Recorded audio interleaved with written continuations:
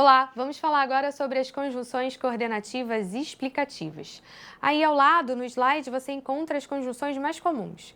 O que, quando ele é sinônimo do porquê, o próprio porquê, o pois e o porquanto. Bem, vamos ao primeiro exemplo para a gente entender aí qual é o valor, então, expresso, né? O valor semântico expresso por essa conjunção.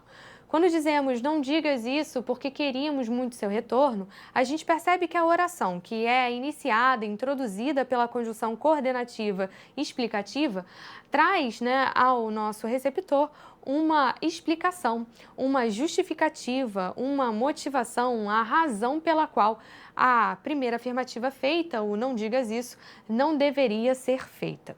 Bem, a partir disso, a gente estabelece que utilizamos essa conjunção quando a gente deseja justificar, explicar, apresentar a razão pela qual uma afirmativa, a afirmativa anterior, não deve ser feita.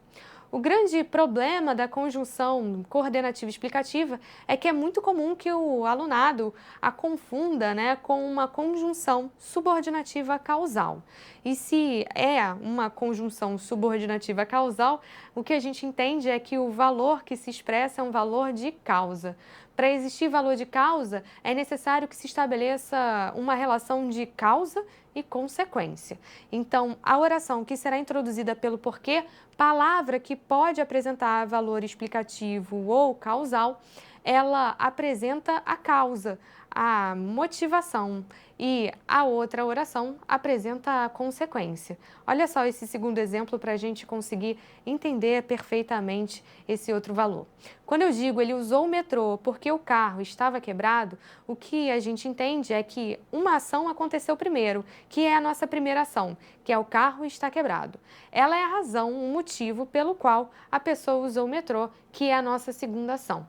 Sendo assim, eu consigo estabelecer entre essas ações a relação de causa e consequência.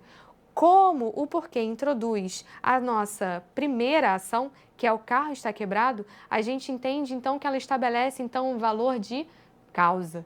E a primeira oração, que a gente chama de oração principal, ela dá para a gente o valor da consequência, que é ele usar o carro. Então, muito cuidado com o porquê, para não confundi-lo, né? Não confundir o valor semântico expresso por esse porquê.